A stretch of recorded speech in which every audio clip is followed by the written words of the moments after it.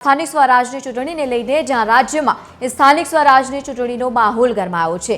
Form ખેંચવાના છેલ્લા દિવસે મનપા સહિત નગરપાલિકા અને પંચાયતોમાંથી કુલ 1559 ઉમેદવારોએ પોતાના ફોર્મ પરત ખેંચ્યા છે।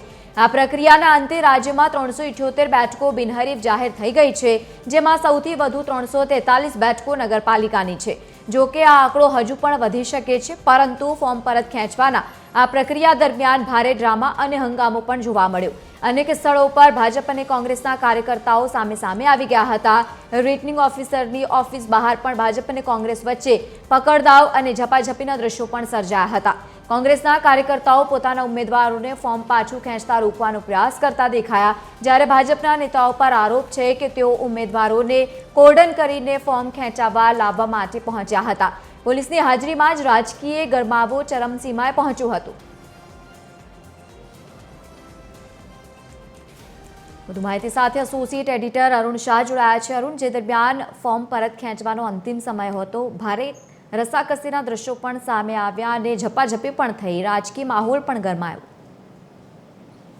લવલી, સ્થાનિક સ્વરાજ્ય સંસ્થાની ચૂંટણીમાં ગઈકાલે જ્યારે અંતિમ દિવસ હતો ને ઉમેદવારી પરત ખેંચવાનો અંતિમ દિવસ હતો, તેના સંદર્ભમાં જે રીતે રાજકીય દ્રશ્યો રાજકીય પક્ષો દ્વારા જે સર્જાયા તેના સંદર્ભમાં આમને સામનેના અનેક દ્રશ્યો સર્જાયા। સૌથી મહત્વપૂર્ણ કહી શકાય કે લોકશાહીમાં જે તટસ્થ રીતે ચૂંટણી યોજાવી જોઈએ તેનું વરવું પ્રદર્શન ગઈકાલે જોવા મળ્યું। પણ પ્રાપ્ત થયેલી માહિતી મુજબ છેલ્લી જે અંતિમ સ્થિતિ પ્રાપ્ત થઈ છે તેમાં મહાનગરપાલિકાના 129 ઉમેદવારોએ તેમના ઉમેદવારી પત્રો પરત ખેંચ્યા છે।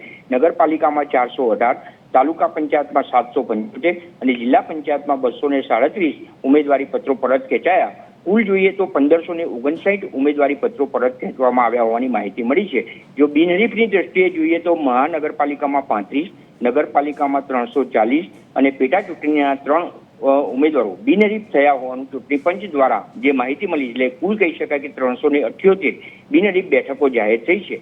મહત્વપૂર્ણ છે કે જે પણ દ્રશ્યો સર્જાયા તેના સંદર્ભમાં અત્યારે હાલના તબક્કે હવે મતદાન સંદર્ભમાં બહુમતીથી જોઈએ તો ભારતીય જનતા પાર્ટી આગળ રહી છે। પરંતુ સૌથી મહત્વપૂર્ણ જો એક કોંગ્રેસની તરફેણમાં જો વાત કરીએ તો માતર તાલુકાની જે બેઠક કોંગ્રેસની છે, જે કોંગ્રેસમાંથી કેસરીસિંહ સોલંકી જે ભાજપમાં સામેલ થયા, ભાજપમાંથી કોંગ્રેસમાં સામેલ થયા છે, તે કોંગ્રેસનો એક પ્લસ પોઈન્ટ રહ્યો છે। બાકી મહદઅંશે શહેરા નગરપાલિકા, ગણદેવી નગરપાલિકા, અમદાવાદમાં 7 બેઠકો, માતર, ખેડા અને કડી, આમાં બધામાં ભાજપે બહુમતી પ્રાપ્ત કરી છે, એટલે બિનહરીફ બેઠકો વધારે પ્રમાણમાં મેળવી છે। એટલે કહી શકાય કે ચૂંટણીના મતદાન પહેલા જ ચૂંટણીમાં ભાજપ અત્યારેથી જ અગ્રેસર રહ્યો છે, ત્યારે હવે પછી કોંગ્રેસ તેની રણનીતિ રૂપે કયો અભિગમ અપનાવે છે તે જોવાનું રહેશે અને આખરી મતદાનનો જોગ હવે મતદાનના દિવસે 26 તારીખે કયા તરફ રહેશે તે જોવાનું રહેશે। બિલકુલ, આભાર સમગ્ર માહિતી સાથે જોડાવા બદલ।